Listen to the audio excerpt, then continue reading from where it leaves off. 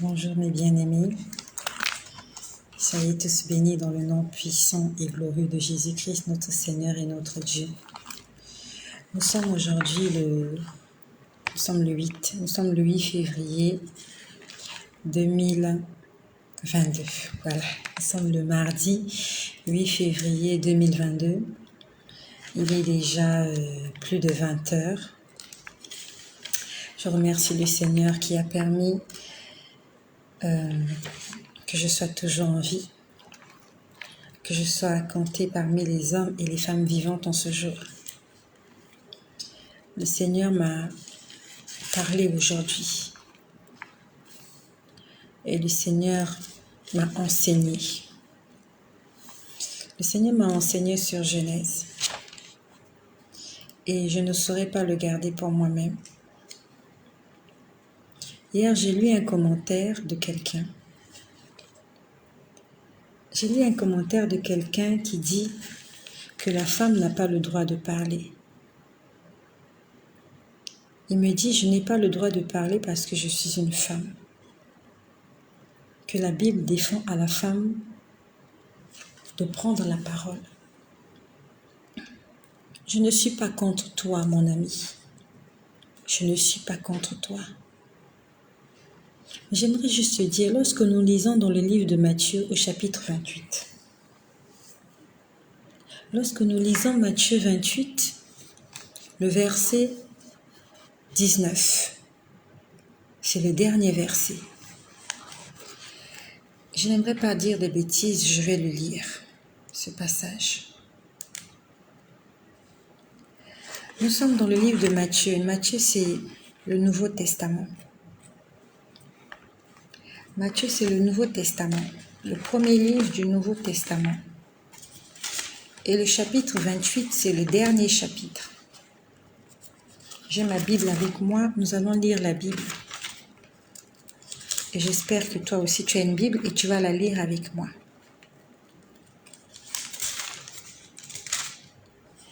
Matthieu 28,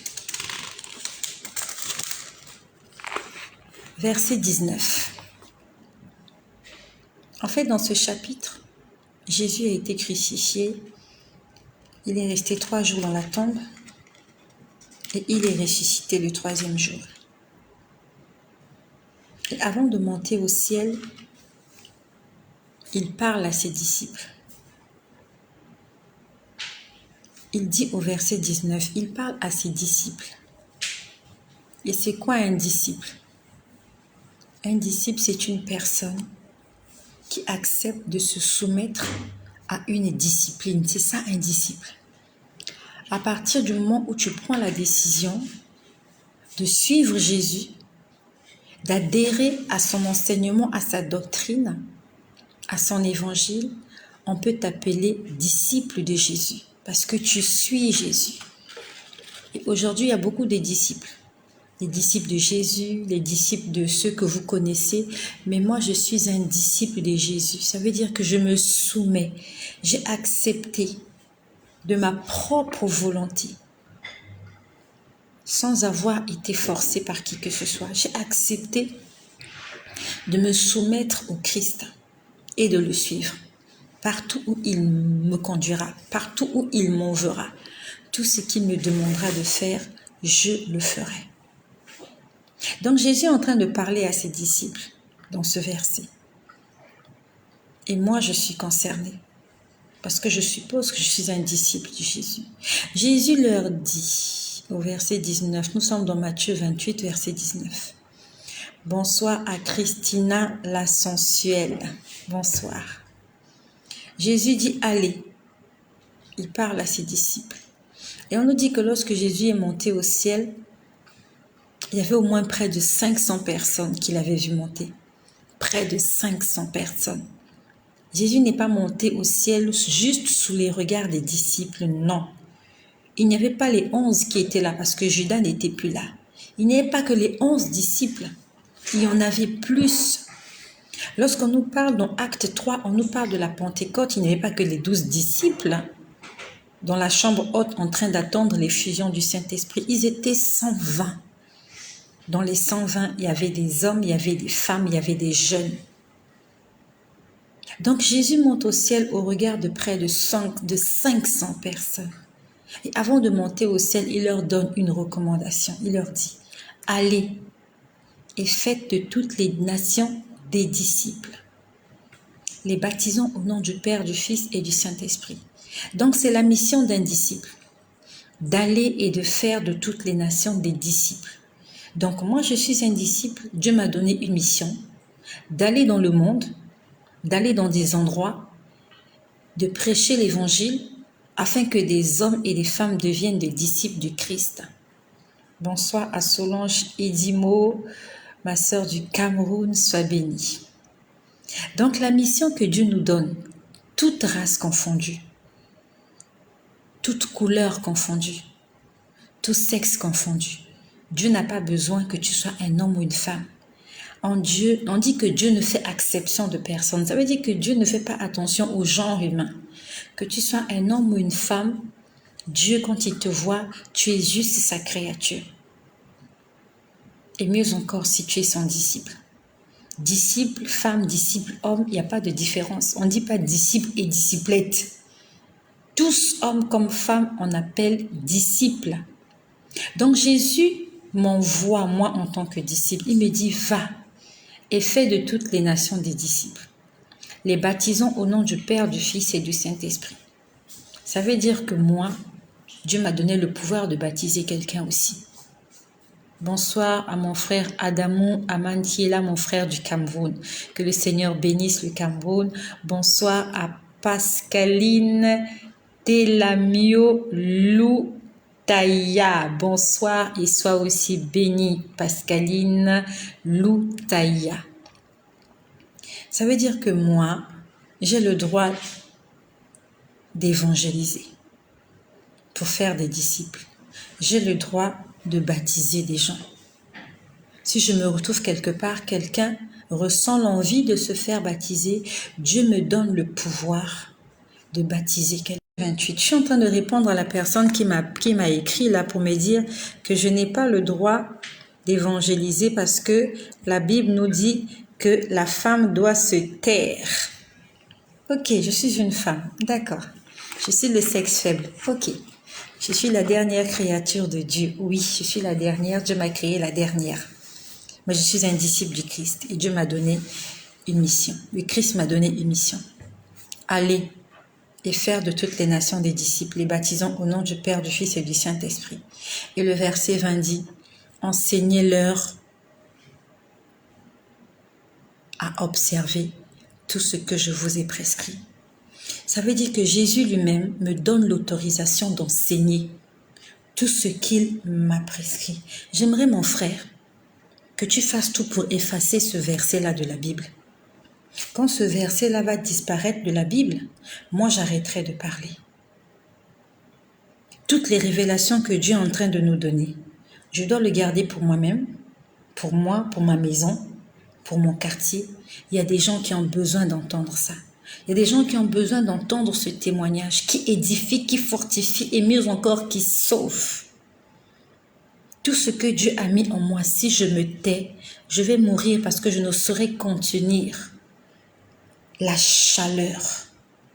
Je ne saurais contenir ce qui se passe en moi. Je suis désolée pour toi, mon frère. Et je suis désolée pour toutes les personnes qui disent que la femme n'a pas le droit de parler de Jésus. Si Jésus vient se révéler à toi et qu'il te donne une mission, il te dit, va leur dire. Tu diras à Jésus, non, les hommes ont dit que la femme n'a pas le droit d'évangéliser. L'apôtre Paul a dit, oui. L'apôtre Paul a dit que la femme se taise. Mais il faut voir le contexte dans lequel l'apôtre Paul l'avait dit.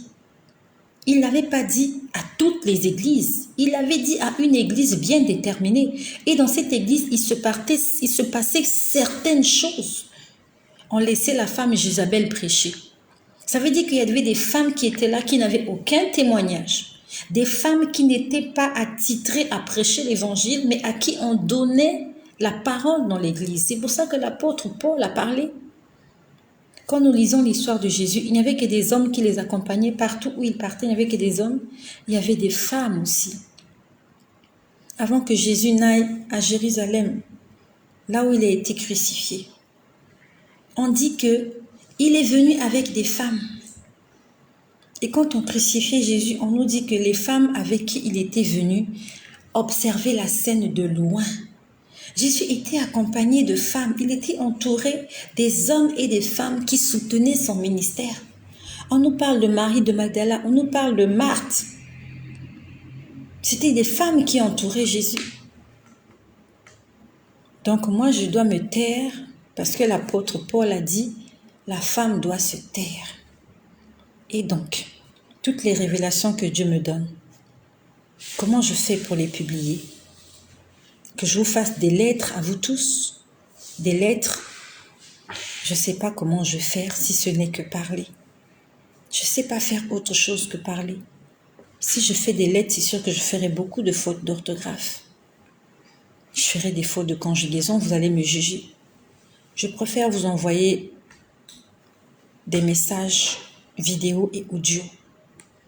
Et s'il est question que Dieu me juge un jour pour cela, si un jour il faut question que Dieu me juge parce que je n'aurais pas eu le droit d'évangéliser, de parler de lui, alors que Dieu me juge, je n'ai jamais imaginé qu'un jour je prêcherais sur les réseaux sociaux. Jamais du tout.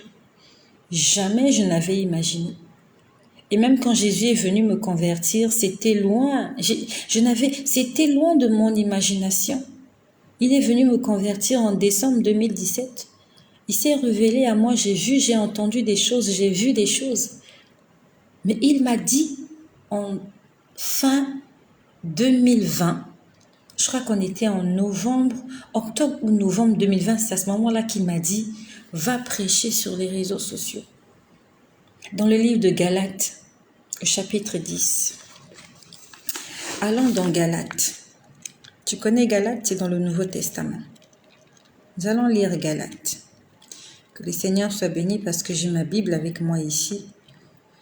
Parce qu'il faut qu'on se parle, il faut qu'on se dise la vérité. Peut-être que la vérité, la solution que tu cherches se trouve dans la bouche d'une femme. Et que si tu sous-estimes cette femme-là, tu vas passer à côté de ta bénédiction. Toi qui es là, qui m'écoutes, tu es parent. Est-ce que tous les enseignants de tes enfants sont des hommes? Il n'y a que des hommes enseignants, il y a aussi des femmes enseignantes. Donc ça veut dire que si ton fils a une maîtresse de l'école enseignante, si ton fils a une maîtresse, tu diras à ton fils, non, faut plus aller à l'école parce que la femme n'a pas le droit d'enseigner les hommes. Si tu vas à l'hôpital pour des soins médicaux et que le médecin qui doit te recevoir, c'est une femme, tu vas refuser de te faire examiner parce que c'est une femme qui veut t'examiner. Si tu dois passer par la table d'opération et que c'est une femme qui va t'opérer, tu vas refuser de te faire opérer parce que c'est une femme qui va t'opérer. Mon ami, tu vas mourir. Si tu fais ce genre de choix, tu vas mourir. Tu vas mourir. Dans le livre de Galates, au chapitre 1, bonsoir à Emmanuel, depuis l'Algérie, que le Seigneur te bénisse aussi, Emmanuel, que le Seigneur bénisse l'Algérie et qu'il bénisse tous les Algériens, que l'Algérie devienne une nation consacrée à Jésus-Christ, notre Seigneur et Sauveur. Que cela soit ainsi, au nom puissant de Jésus. Nous sommes dans le livre de Galates, au chapitre 1, au verset 10. Il est écrit, « Et maintenant, est-ce la faveur des hommes que je désire ou celle de Dieu? Est-ce que je recherche à plaire aux hommes? Si je plaisais encore aux hommes, je ne serais pas serviteur en Christ. » Donc moi aussi, je suis venue te dire, ce verset-là, je vous envoie ce verset. Est-ce la faveur des hommes que je désire ou celle de Dieu? Je n'ai pas besoin que les hommes m'aiment. Je ne cherche pas l'amour des hommes. Aucun homme ne peut me combler sur cette terre. Est-ce la faveur des hommes que je désire ou celle de Dieu? Est-ce que je cherche à plaire aux hommes? Je ne cherche pas à plaire aux hommes. Parce que je sais que ce que je dis et ce que je fais, les hommes n'aiment pas. La nature humaine n'aime pas qu'on lui dise la vérité. L'homme aime le maquillage, les guignols. Il aime le faux. Quand tu présentes aux hommes le faux, il est content. L'homme aime le mensonge.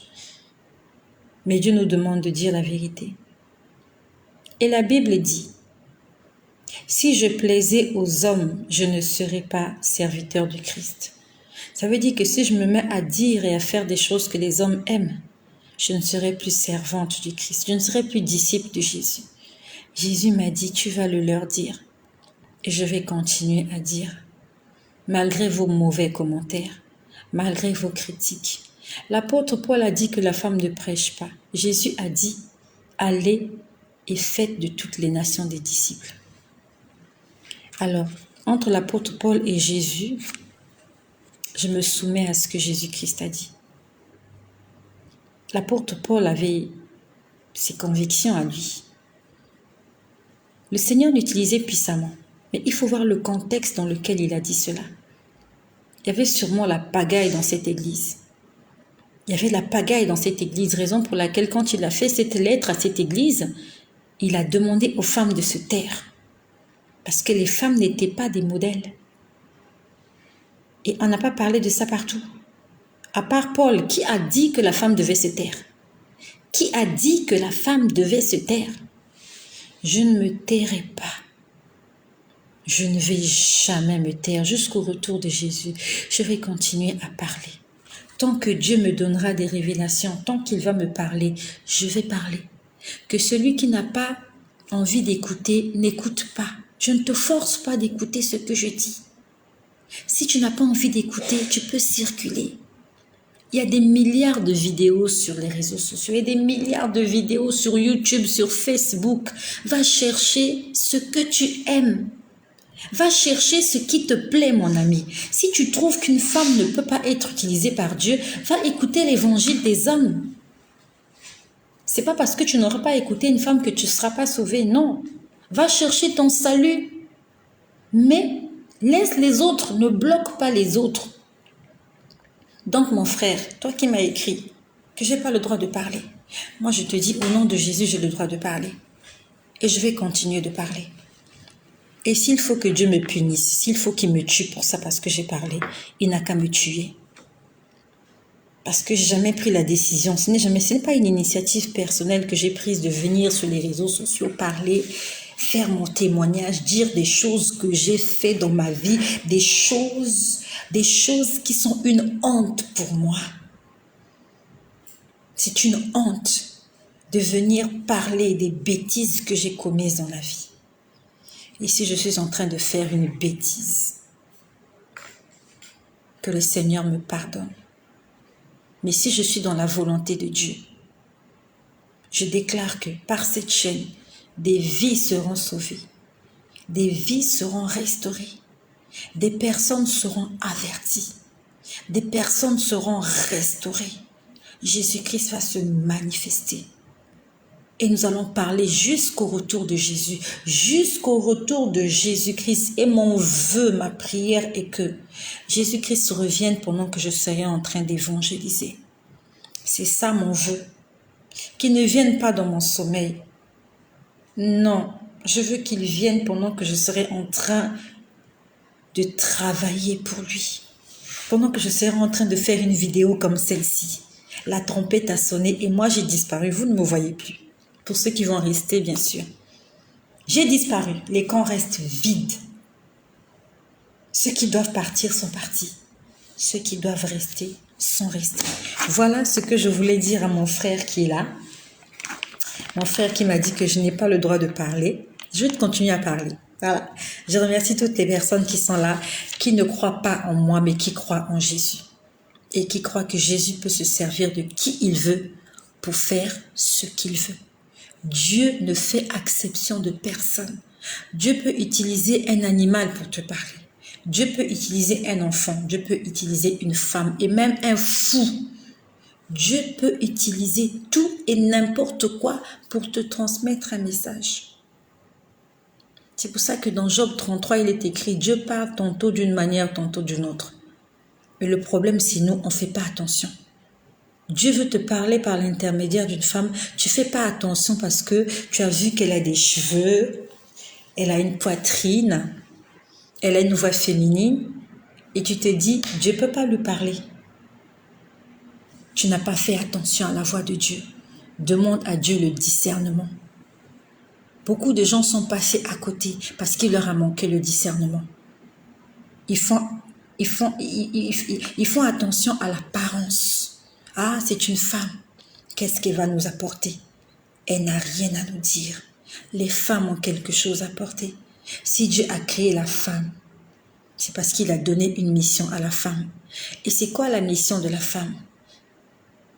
C'est d'écraser la tête du serpent. Cette mission n'a pas été donnée à l'homme. L'homme, la mission qui lui a été donnée, c'est d'être le protecteur de la famille. Protège ta femme. Va le lire dans le livre de Genèse. On a dit que c'est la postérité de la femme qui écrasera le serpent. Ça veut dire que ce sont les enfants que la femme mettra au monde. Tout enfant confondu. Homme, femme. Il n'y a pas un troisième sexe. Donc, tous ceux qui sont nés d'une femme, Dieu leur a donné une mission, c'est d'écraser la tête du serpent. Moi, je suis née d'une femme. À moins que tu me dises que tu es née d'un bouc. Moi, je suis née d'une femme. Et ma mission, c'est d'écraser la tête du serpent. Voilà. Donc, ce matin, j'étais en train de lire, avant que je ne vous dise ce que le Seigneur m'a montré aujourd'hui. Et je veux aussi revenir sur... Il y avait un petit détail que j'avais oublié hier pour les enfants. Le Seigneur me l'a rappelé ce matin. Donc, avant que je ne vous dise ce que le Seigneur m'a montré et dit aujourd'hui, j'aimerais vous partager cet enseignement qu'il m'a fait ce matin. Ce matin, j'étais en train de lire le livre de Genèse. Je suis toujours dans l'histoire de Joseph. Donc, Joseph, il est devenu gouverneur. Il est gouverneur en Égypte. Et nous sommes dans les 7 années de famine. Il y a la famine dans tout le monde entier et le seul pays où il y a à manger, c'est l'Égypte. Ça veut dire que les gens quittent les 4 coins de la terre pour se retrouver en Égypte. Et voilà comment les frères de Joseph aussi, parce qu'il y avait la famine partout, ils vont en Égypte pour acheter du blé. Nous connaissons l'histoire. Et quand il reconnaît ses frères, il les accuse d'espionnage, il fait enfermer Siméon et il demande aux autres de repartir vers leur père et de leur ramener Benjamin. Et quand leur père va les voir, il leur dit que nous devons ramener Benjamin. Leur père n'est pas très convaincu qu'il faut que Benjamin s'en aille. Donc nous connaissons l'histoire. Et aujourd'hui, j'étais en train de lire cette histoire. Finalement, ils ont convaincu leur père qu'il fallait amener Benjamin en Égypte. Parce qu'il fallait premièrement qu'ils achètent des vivres, sinon ils allaient mourir de faim. Donc ils étaient obligés de ramener Benjamin, sinon ils allaient mourir de faim et Siméon allait rester prisonnier en Égypte. Donc, voilà Jacob qui parle. Il a finalement accepté. Israël, Jacob c'est Israël. Quand son père et sa mère l'ont mis au monde, Jacob c'est le fils de Isaac et de Rebecca. Isaac et Rebecca avaient eu 2 enfants, des jumeaux, Ésaü et Jacob. La Bible nous dit que Dieu aima Jacob. Jacob a eu 2 femmes, Rachel et Léa, 2 sœurs. Et en dehors de Rachel et Léa, chacune d'elles avait donné sa servante à son mari pour avoir des enfants. Donc, nous connaissons bien l'histoire, je n'ai pas envie de revenir dessus. Donc, Israël et leur père, nous sommes dans Genèse au chapitre 43. Ils ont convaincu leur père de les laisser partir avec Benjamin en Égypte. Au verset 11 de Genèse 43, on dit « Israël, leur père, leur dit « Puisqu'il le faut, faites ceci. » Donc, qu'est-ce qu'il faut? Il faut amener Benjamin en Égypte. Il dit « Faites ceci. Prenez dans vos sacs des meilleures productions du pays, puis emportait des présents à cet homme, un peu de baume, un peu de miel, un peu d'aromates, un peu de la myrrhe, des pistaches, des amandes. Après, il dit à ses enfants, prenez avec vous l'argent au double et emportez l'argent qu'on avait mis à l'entrée de vos sacs. Peut-être que c'était une erreur. Et après, au verset 14, il dit que le Dieu Tout-Puissant vous fasse trouver grâce devant cet homme et qu'il laisse revenir avec vous votre autre frère et Benjamin. Et après, il dit, et moi, si je dois être privé de mes enfants, que j'en sois privé. On pouvait sentir le désespoir dans le cœur de Jacob. Il croyait que son fils Joseph était mort. Il avait perdu sa femme qu'il aimait, Rachel. Et il est là, il se retrouve seul avec Benjamin. Et il est question qu'il se débarrasse aussi de Benjamin. Mais il n'a pas de choix parce qu'il y a la famine. Il n'a vraiment pas de choix. Il est obligé de laisser partir Benjamin. Et le verset 14 dit, il dit, si je dois être privé de mes enfants, que j'en sois privé. On pouvait sentir la tristesse dans son cœur. Et quand le Seigneur m'a fait lire ce verset, quand j'ai lu ce verset, je me suis arrêtée. Je regarde comment cet homme était déprimé. Le Seigneur me dit, regarde comment cet homme qui était mon serviteur. Jacob était le serviteur de Dieu. Jacob avait une alliance avec le Dieu d'Israël, avec le Dieu d'Abraham, d'Isaac. Ils avaient une alliance. Dieu s'était révélé à lui. Dieu avait parlé à Jacob. Le Seigneur me dit, regarde cet homme. Ça fait des années qu'il est en train de souffrir. Et à aucun moment, il n'a consulté Dieu. Lorsqu'on nous parle de l'histoire de Abraham, partout où Abraham partait, on dit Abraham pria le Seigneur. Abraham bâtit un autel. Abraham consulta le Seigneur. Mais ce n'était pas le cas pour Jacob. Ce n'était pas le cas pour Jacob. Depuis que Jacob avait quitté la maison de Laban, par rapport à ce que nous lisons dans la Bible, la seule fois où il a invoqué le nom de Dieu, c'est quand on lui a dit que Ésaü venait avec lui avec 400 personnes. C'est là qu'il a invoqué Dieu. Il dit, Dieu de mon père, viens à mon secours. Après, nulle part on a vu Jacob invoquer le nom de Dieu. Même quand son fils faisait des songes, Jacob n'était pas allé demander à Dieu, pourquoi mon fils fait des songes et que signifient mes songes? Jacob apprend que son fils a été dévoré par un lion, par un fauve. Jacob n'a pas consulté Dieu. Pourtant, il avait une alliance avec Dieu. Son fils a été supposé mort à 17 ans. Il se retrouve en Égypte. Il est à la tête de la royauté égyptienne, il a 30 ans. Donc ça veut dire que 13 ans plus tard, donc il devient gouverneur en Égypte à 30 ans. Ça faisait 13 ans que Jacob souffrait. Il avait le deuil de son fils pendant 13 ans. À cela, on ajoute les 7 années d'abondance. Donc Jacob a 37 ans. Ça veut dire que ça fait 20 ans que son père croit qu'il est mort. À cela, on ajoute les 7 ans de famine.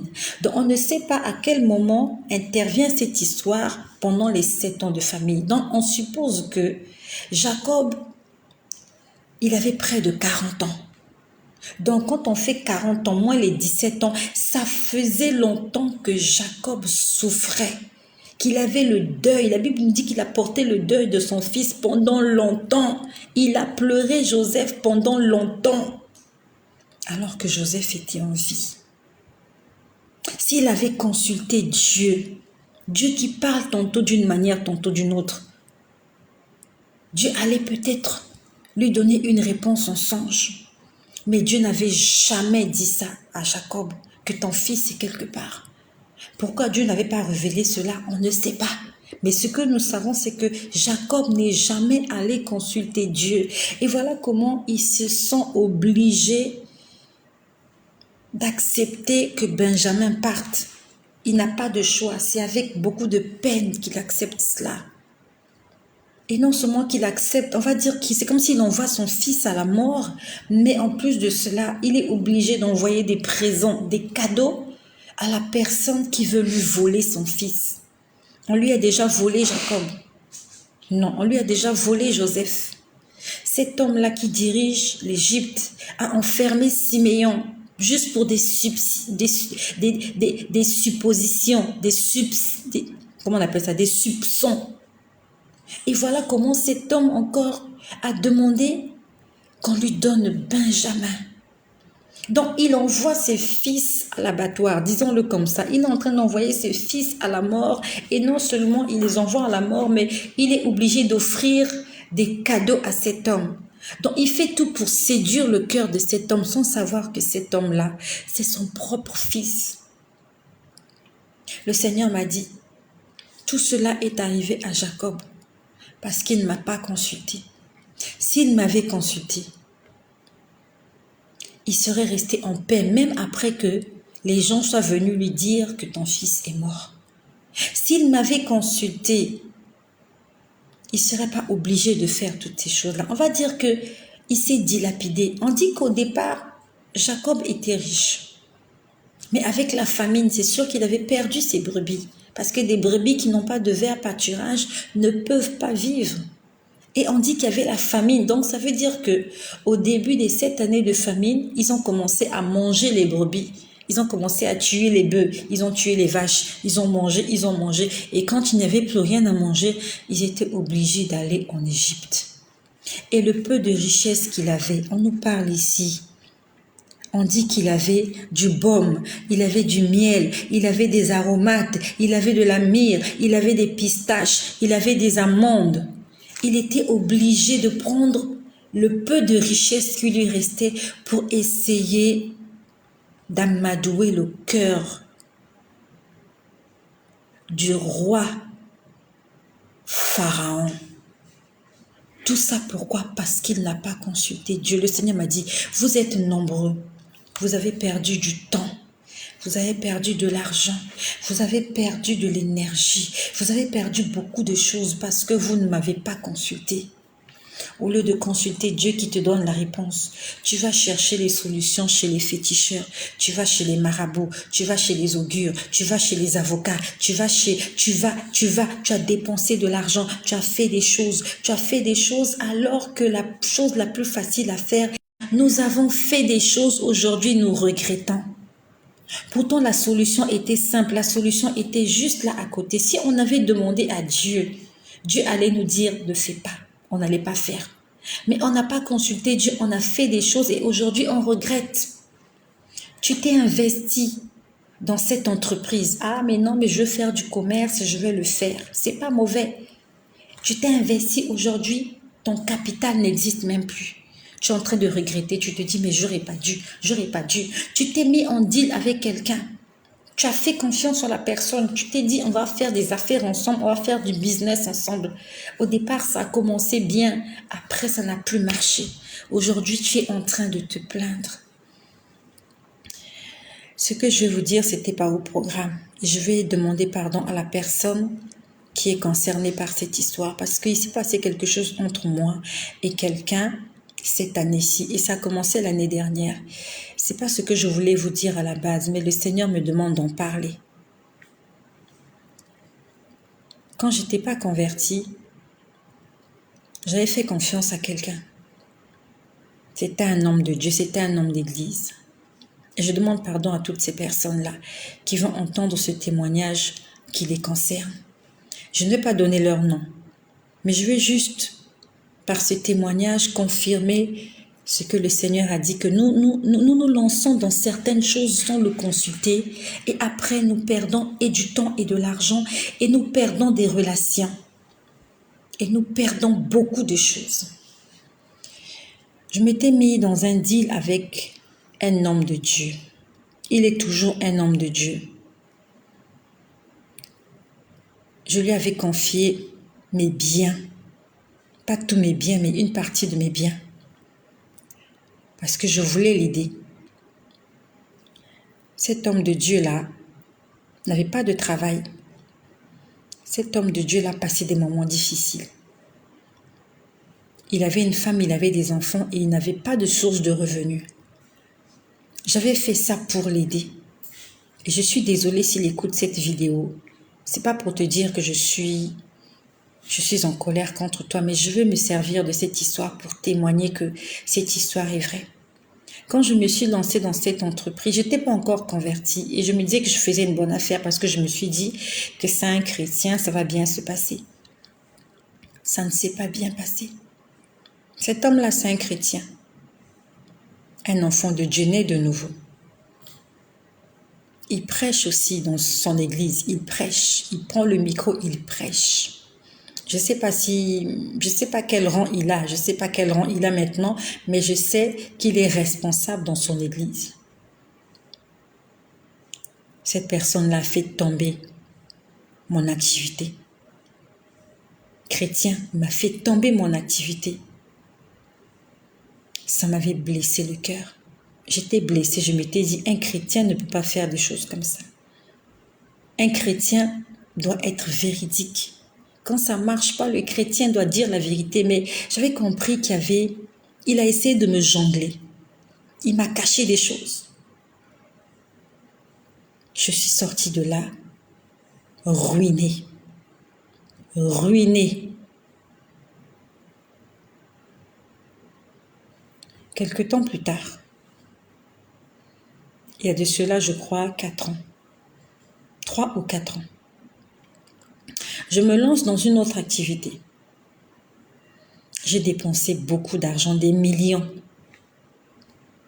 Et comme je n'avais pas le temps, j'ai demandé à quelqu'un de s'occuper de cette entreprise-là, de cette chose, en fait, de ce commerce que je faisais. Je n'avais pas le temps, j'ai dit, en fait, j'ai donné ça à quelqu'un. Et cette personne, c'est un chrétien de mon église. Je n'avais pas consulté Dieu. J'étais enfant de Dieu, j'étais chrétienne. J'étais pas vraiment convertie, parce qu'on va dire que je vis dans le péché. Aucunement j'avais prié pour demander à Dieu, est-ce qu'il fallait que je fasse confiance à ce frère en Christ? Un frère en Christ dans l'église. Vous le voyez, il souffre. Vous vous dites, bon, je vais le prendre, je vais essayer de lui faire du bien. Chrétien. Le dimanche, quand on prenait la Sainte Seine, il se levait, il allait prendre la Sainte Seine. Quand on chantait, il chantait aussi. Il priait en langue. Donc, je lui fais confiance. On n'a même pas travaillé 6 mois. Il y avait du faux et usage de faux. Un chrétien. Ça s'est terminé en queue de poisson.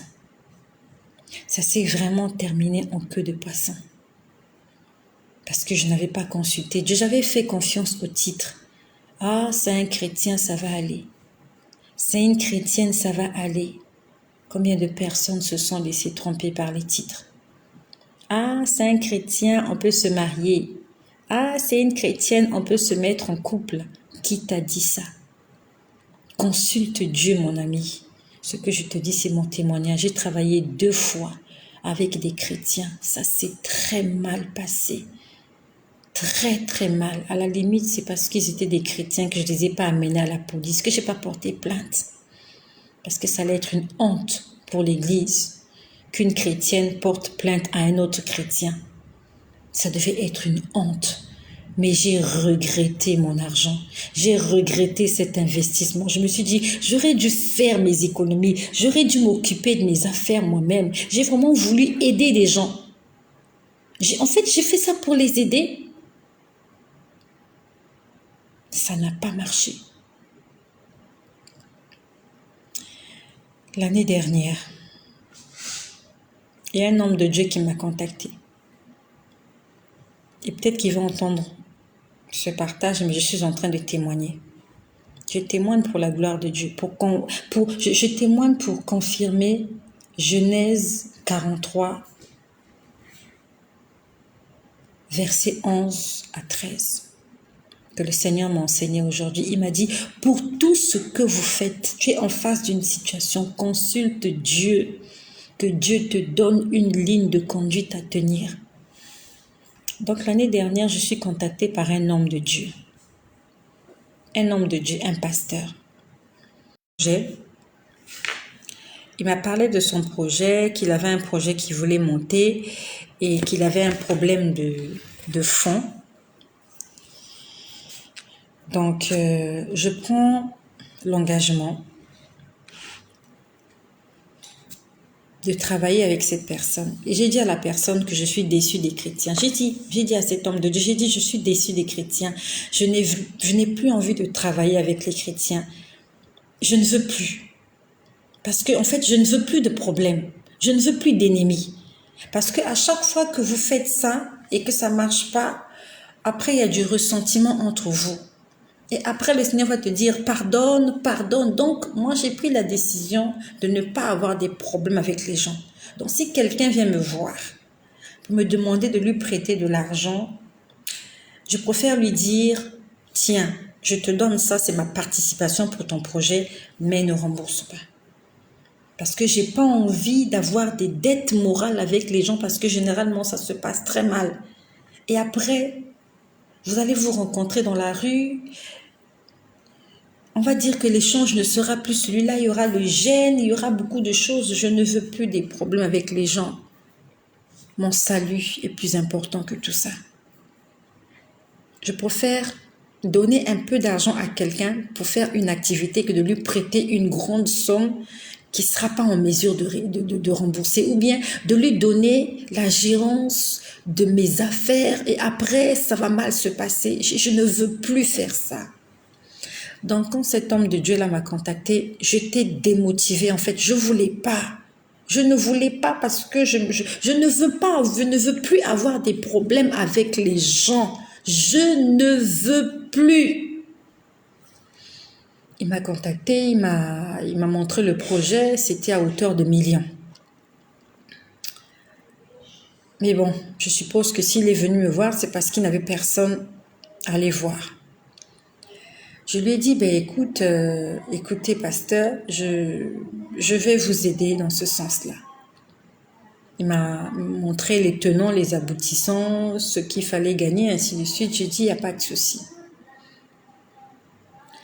Alors, je crois qu'il s'est écoulé 1 ou 2 mois. Et quand on arrive au mois de décembre 2021, donc l'année dernière, il était question que je donne de l'argent. C'était à hauteur de millions. Alors, la nuit, le Seigneur me parle. Le Seigneur me parle la nuit. Il me dit, donne-lui un peu d'argent seulement. Le Seigneur m'a donné le montant. C'était loin de ce que lui, il voulait avoir. Le Seigneur m'a dit, donne-lui un petit montant. Le Seigneur m'a donné le montant en question. Il m'a dit, donne-lui tant. C'était même pas la moitié de ce qu'il m'avait demandé. C'était même pas la moitié de ce qu'il m'avait demandé. C'était même pas le 1/3. C'était rien du tout. J'ai dit, ok Seigneur, j'ai compris. Quelques jours plus tard ou le lendemain, j'ai ma fille, ma petite fille, la dernière. Elle sait pas ce que je fais comme deal. Elle a commencé à parler de cet homme de Dieu. Elle me dit, maman, ça fait longtemps qu'on a vu tel pasteur, telle personne. Je me suis dit, mais comment elle a connu le nom de ce pasteur-là? C'est un enfant de 5 ans. En plus, c'est un pasteur, il ne prie pas avec nous à l'église. Il est dans une autre église. Et un samedi comme ça, elle me dit, maman, mais tel pasteur, pourquoi on ne le voit plus? Je me suis dit, Dieu s'est servi de la bouche de l'enfant pour m'envoyer un message. Mais je savais que Dieu m'avait demandé de lui donner un petit montant. Alors, c'est vrai que j'avais fait beaucoup de dépenses en janvier. J'avais beaucoup de dépenses que j'avais fait en décembre, pardon. Donc, j'ai appelé ce pasteur, cet homme de Dieu. Je lui ai donné le petit montant que j'avais. Je lui ai dit, le Seigneur m'a demandé de te donner ça. Je n'ai pas voulu étendre les débats. J'ai dit, le Seigneur m'a demandé de te donner d'abord ça. Donc, je lui ai dit, le Seigneur m'a demandé de te donner d'abord cette somme-là. Mais vraiment, avec cette somme, il ne pouvait rien faire. Il ne pouvait rien faire avec cet argent que je lui avais donné. Rien du tout. J'ai même senti, dans son regard, il y avait l'argent. J'ai senti. J'ai senti l'embarras quand il a pris l'argent. J'ai senti qu'il était comme désespéré. Vraiment, en fait, il comptait sur moi. Il comptait sur moi puisque je lui avais dit, je vais t'aider. Mais quand il a pris l'argent, j'ai senti dans son regard qu'il était déçu. Mais moi, au fond de mon cœur, je me suis dit, mais c'est le montant que Dieu m'a demandé de te donner. Je n'ai pas voulu insister. Au fond du cœur, je me suis dit, mais c'est ce que Dieu m'a demandé de te donner. Je ne ferai plus rien en dehors de la volonté de Dieu. Je ne ferai plus rien en dehors de la volonté de Dieu. Quand Dieu me dit donne, je donne. Quand Dieu me dit ne donne pas, je ne donne pas. Quand Dieu me dit tu donnes un peu, je donne un peu. Parce que Dieu lui-même, il connaît le lendemain. Donc je lui ai donné ce petit montant et je lui ai dit, garde la foi. Dieu pourvoira. C'est ce que je lui ai dit ce jour-là. Je lui ai dit, reste tranquille. Le Dieu que nous prions, c'est un Dieu de miracles. J'ai dit, garde la foi, Dieu pourvoira. Décembre est passé. Janvier est passé. Février arrive. Je me suis dit, il faut que je lui fasse un signe. Alors, j'avais l'argent que je devais lui remettre pour solder le montant en question, pour atteindre la somme qu'il voulait. Je suis allée prendre cet argent en banque. Je me suis dit que j'allais lui donner cet argent. Je me suis dit, je le fais pour la gloire de Dieu. J'ai dit, je me jette à l'eau. Je vais le soutenir dans son projet. Le jour que nous avions rendez-vous la semaine dernière. On s'était fixé rendez-vous à midi pendant ma pause déjeuner. Et j'étais juste là, j'étais en train de faire un programme parce que j'avais 2 rendez-vous ce jour-là. J'étais en train d'essayer de voir comment je peux décaler les horaires pour ne pas être dérangée. Et j'entends une voix qui me donne un montant. La voix me donne un montant. La voix me dit, commencez par 200. Honnêtement, j'étais même pas en train de lire la Bible. J'étais pas en train de prier. J'étais juste en train d'essayer d'élaborer un plan de rendez-vous pour ne pas être dérangée dans les 2 rendez-vous. J'entends une voix, une personne parler. La personne me dit, commencez par 200. J'ai dit, Seigneur, qu'est-ce que tu veux me dire? J'ai arrêté de faire ce que je faisais, j'ai commencé à prier. J'ai dit, Seigneur, je ferai ce que tu me demanderas de faire. Quel est le message que tu veux me transmettre? J'ai dit, Seigneur, parle-moi. Le Seigneur m'a donné le montant que je devais lui donner. Donc ça veut dire que l'argent que j'avais, Dieu me défendait de lui remettre cet argent-là. Dieu m'a dit, ne lui donne pas tout cet argent. Donne-lui un peu d'argent seulement. Et le montant qu'il me donne correspondait au premier montant que je lui avais versé en décembre. C'était vraiment loin de ce qu'il attendait. Je me suis dit, mais Seigneur, il sera déçu. J'ai dit, mais il sera déçu. J'ai entendu une voix qui me disait, c'est moi le maître. La voix a dit, c'est moi le maître. J'ai pris mon courage à 2 mains. J'avais fait la promesse. On est parti, je suis partie au lieu de rendez-vous. Cet homme de Dieu est venu. Et je lui ai fait part de ce que le Seigneur m'avait dit. J'ai dit, le Seigneur m'a demandé de te donner seulement un peu d'argent. J'ai dit, je me soumets à ce que Dieu dit. Le Seigneur m'a défendu de te donner tout cet argent. Il m'a dit que je te remette cette petite somme-là seulement, pas plus. Et par moi-même, j'ai mis quelque chose dessus parce que je me suis dit qu'il aura d'autres besoins. Par moi-même, j'ai dit, je vais ajouter. Mais Dieu m'a donné un montant. Et quand je le lui ai dit, c'est à ce moment-là qu'il m'explique que la première fois quand je lui ai donné le petit montant, qu'il y a des gens autour de lui qui l'ont aidé. Mais c'est vraiment des gens avec qui il s'entend très bien. Lui et moi, on n'a jamais dealé ensemble. On va dire que nous étions très éloignés jusqu'à ce que assis comme ça, face à face, pour discuter de quoi que ce soit. Jamais. Et c'est cette entreprise qu'il a voulu monter qui a fait que lui et moi qu'on parle vraiment. Donc Dieu n'a pas voulu que je puisse m'investir totalement dans cette entreprise. Le Seigneur a voulu que les gens, que ses collaborateurs puissent soutenir son ministère. Pourquoi? Le Seigneur m'a dit, si tu lui avais donné tout cet argent, il allait avoir du mal à te rembourser. Et ça allait créer des divergences entre vous. Ça, c'est le Dieu que je prie qui me l'a dit. Il m'a dit, c'est pour ça que je t'ai demandé de lui donner des petits montants. Et moi-même, j'ai pourvu.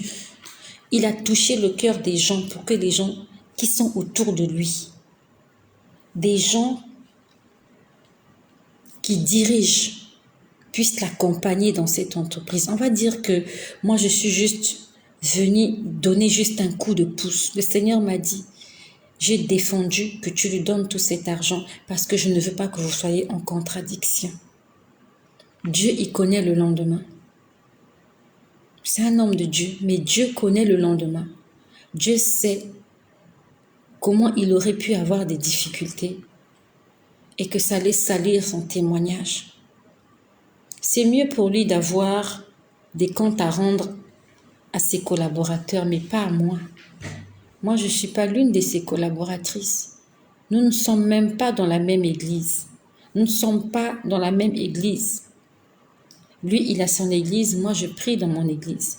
Donc, le Seigneur qui est notre Père, il a dit ce jour-là, je suis le maître. Il m'a dit ce jour-là, quand il m'a dit, donne-lui ce montant, il m'a dit, je suis le maître.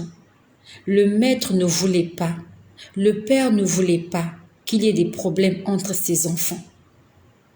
Le Père ne veut pas des bagarres entre ses enfants. Le Père ne veut pas que les enfants se chamaillent. Le Père ne veut pas que les enfants s'insultent. Le Père ne veut pas que les enfants soient en colère les uns contre les autres. Raison pour laquelle, souvent, il ferme la vanne, il ouvre la vanne, il fait ce qu'il fait parce qu'il est Dieu, il est maître, il connaît le lendemain. Le Seigneur m'a dit, si tu lui avais donné tout cet argent, il aurait eu du mal à te rembourser et ça allait salir son témoignage. Il m'a dit, autant je tiens à lui, autant je tiens à toi. Je ne veux pas que vous soyez en contradiction. Le petit montant que tu lui as donné, il va te le rembourser. Mais si tu avais donné plus, il aurait eu du mal à te rembourser. C'est comme ça que notre Dieu agit. Combien de personnes ont fait des choses aujourd'hui? Tu t'es investi à hauteur de plusieurs millions. Aujourd'hui, tu regrettes. Parce que tu n'as pas consulté Dieu. Et encore, même si tu n'as pas consulté Dieu, Dieu t'avait peut-être parlé, mais tu avais fait la sourde oreille. Tu as perdu de l'argent, tu as perdu des relations, tu as perdu des choses. Aujourd'hui, tu es en colère contre ces gens-là. Tu ne leur adresses plus la parole. Tu n'arrives pas à leur pardonner parce qu'ils t'ont exploité. Tu as des ennemis alors que Dieu veut que nous soyons en paix avec tous. Ça, c'est mon témoignage. Ça s'est passé cette année 2022. La semaine dernière, le Seigneur m'a dit, ne donne pas tout l'argent. Donne-lui juste ce petit montant. Parce que je ne veux pas salir son témoignage. Je ne veux pas. Jésus-Christ est bon. Et ce que je te dis, cet homme de Dieu-là ne le sait pas. Je lui ai dit, j'ai juste dit une partie. Je lui ai juste dit, le Seigneur m'a demandé de te donner ce montant-là. Mais le Seigneur, dans mon intimité, m'a dit, il aurait eu du mal à te rembourser. Je ne sais pas les problèmes qu'il va rencontrer d'ici peu, je ne connais pas. Mais le Seigneur m'a dit, si tu avais donné tout cet argent, il allait te le rembourser difficilement et il allait avoir le gêne. Il allait être gêné vis-à-vis de moi. Et Dieu ne veut pas cette relation de gêne. Il veut que nous soyons en paix avec tous. Et toi qui m'écoutes, tu as des dettes. Tu as des dettes. Tu as vu comment les dettes te poussent à faire tout et n'importe quoi. Tu n'arrives même pas à regarder la personne en face de toi parce que tu lui dois de l'argent. Quand tu vois la personne dans la rue, tu fuis, tu te caches parce que tu as honte. Tu n'arrives pas à rembourser les dettes. Tu n'arrives plus à passer dans cette ruelle-là parce que tu dois des gens. Tu n'as même plus des gens comme ça qui n'ont même plus de téléphone portable. Ils montent qui n'ont pas de téléphone. Tu n'as pas de téléphone parce que tu as peur qu'on t'appelle au téléphone pour réclamer les créances. En fait, tu as peur des créanciers. Tu as peur qu'on t'appelle, que les gens t'appellent pour te dire « Amène mon argent, amène mon argent ». Tu n'as plus de téléphone. Et même quand tu as un téléphone, tu changes de numéro de téléphone tout le temps. Parce que tu as trop de dettes. Tu as trop de dettes, tu n'as plus de vie. Là où tu passais droit pour aller travailler, tu as oublié de faire le contour, le détour, parce que tu évites quelqu'un là-bas à qui tu dois de l'argent. Tu évites le regard des gens. Tu n'as plus de vie. Dans le marché, tu te caches. Tu portes des lunettes, tu mets le masque, tu mets le cache-nez, tu mets des casquettes, même quand il fait chaud, parce que tu ne veux pas qu'on te reconnaisse. Mieux encore, tu as même changé de démarche. Tu as changé de démarche parce que tu ne veux plus qu'on te reconnaisse. Tu es là, tu m'écoutes, tu sais que c'est la vérité. Tu sors le matin, très tôt. Tu rentres très tard parce que tu sais qu'on va venir réclamer les dettes. Tu n'as plus de vie. Ta maison, c'est devenu un dortoir. Il y a même des jours où tu ne dors pas chez toi parce que tu te dis qu'ils vont venir toquer à ta porte la nuit. Parce que tu as des dettes. Là, je parle à ceux qui ont des dettes. Et je parle à ceux-là aussi. Quelqu'un va venir te consulter pour monter une affaire, une entreprise. Ou bien tu as envie de monter une affaire, une entreprise. Consulte Dieu, mon ami. Tu vas avoir des ennemis pour rien. Toi, tu vas le faire avec ton cœur. Mais peut-être que cette histoire va te bloquer l'accès au royaume des cieux parce que tu seras en colère contre cette personne. Tu vas aller lui porter plainte. Tu vas l'amener à la gendarmerie et Dieu un jour te dira, si tu ne pardonnes pas à ton frère, je ne te pardonnerai pas. La prière universelle nous dit quoi? Pardonne nos offenses comme nous pardonnons à ceux qui nous ont offensés. De la façon dont tu pardonnes, c'est comme ça que Dieu va te pardonner. Si sur 10 personnes qui t'ont offensé, tu as pardonné 8, Dieu aussi, sur 10 péchés que tu as commis, il va te pardonner 8. Les 2 autres, il ne te pardonnera pas parce que toi aussi, tu n'as pas pardonné. Nous devons éviter d'être en contradiction avec les gens. On doit faire des affaires, oui. On doit faire le commerce, oui. On doit tout faire, on doit travailler pour subvenir à nos besoins, oui. Mais pour tout ce que nous allons entreprendre, demandons au Seigneur de nous guider. Seigneur, tu veux que je le fasse, oui ou non? Oui. Seigneur, tu veux que j'associe cette personne à ce projet, oui ou non? Oui. Ok, Seigneur, je dois lui donner combien? Il y a des gens comme ça, ils ont fait le commerce, Dubaï, Chine. Tu as donné de l'argent à ta soeur, à ta copine, à ta soeur en Christ. Elle a pris ton argent, elle a tout fini. Tu te retrouves ruiné. Plus rien. Tu as commandé un conteneur de pommes de terre, tu as fait confiance au transitaire, les pommes de terre sont arrivées au port. Il y a eu ceci, il y a eu cela. Finalement, les pommes de terre, elles ont pourri. Tu as perdu ton capital. Tu as tout perdu. Parce que tu n'as pas consulté Dieu. Dieu pouvait te dire non, pas ce transitaire-là, pas celui-là, fais ceci, ne fais pas là maintenant, attends le mois prochain. Dieu, il est au contrôle de tout. Dieu connaît le lendemain. Le Seigneur aimerait parler à des gens qui veulent faire du commerce. Prie avant de t'engager, ne sois pas pressé. Peut-être que tu as l'argent dans tes mains, tu es prêt. Calme-toi, calme-toi. Vaut mieux être patient que de faire des choses vite. Après, tu vas pleurer. Tu vas pleurer et ton investissement, et ton capital, et tout. Et tu vas t'endetter, et tout, parce que tu as tellement fait confiance à ce que tu voyais. Après, tu as des ennemis, tu en as partout. Non seulement tu as des ennemis, tu es ruiné. Tu es ruiné jusqu'aux os, jusqu'à la moelle épinière, tu es ruiné. Après, tu accuses Dieu. N'accuse pas Dieu, c'est toi-même le problème. Il m'a dit, consultez-moi pour tout ce que vous voulez faire. Tu veux monter un commerce. Prends des jours de jeûne et de prière. Seigneur, je veux monter ce commerce-là. Est-ce que je peux le monter? Confirme-moi, dis-moi, Seigneur, telle personne m'a consulté, il y a tel projet, est-ce que je peux m'investir? Je me suis fait ruiner. Il y a un homme politique qui m'a ruiné. Un homme politique m'a ruiné beaucoup d'argent. Il est venu nous présenter un projet à la noix de coco. On lui a fait confiance, on s'est dit que c'est un homme politique, c'est un député, que ça va, il nous a escroqué de l'argent. Pourquoi? Parce qu'on a cru que comme c'était un homme politique, ils ont des moyens, ils ont des relations, ils ont ceci, on peut s'investir. J'ai mis de l'argent dans son compte. J'avais mis de l'argent dans le compte de cet homme politique-là exprès parce que je voulais garder des traces. Je me suis dit, si je lui donne de l'argent cash comme ça, là, il n'y aura pas de témoin. Je suis allée mettre de l'argent dans son compte. J'ai demandé un virement pour que dans mon compte, ce soit visible. Il y a mon nom, il y a mon prénom qui dit que à telle date, à telle heure, j'ai pris de l'argent dans mon compte, j'ai mis dans son compte. Il m'a jamais remboursé un seul franc. Des millions. Pas 1 million, pas 2 millions, pas 3 millions, pas 4 millions, pas 5 millions. 6 millions. J'ai donné à cet homme politique-là, un député, 6 millions. Parce qu'il nous avait dit qu'il y avait des choses à faire, il y avait des marchés à gagner, il y avait des soucis à faire, il y avait des bénéfices à faire. Jusqu'aujourd'hui. Ça fait 6 ans. Il ne m'a même pas remboursé un seul franc. J'ai perdu mon argent pour rien. Parce que j'ai cru que cet homme-là qui portait des costumes, cet homme-là qui passe à la télé, cet homme-là qui voyage, qui parle français, que je pouvais lui faire confiance. Il a pris mon argent. Il ne connaît même pas mon numéro de téléphone. Il ne cherche même pas à me contacter. J'ai perdu mon argent, 6 millions, 6 millions. J'aurais pu faire autre chose avec ça. J'ai gaspillé mon argent. C'est parce que c'est un homme politique que je ne peux pas lui porter plainte. Si je lui porte plainte, est-ce qu'il va me rembourser mon argent?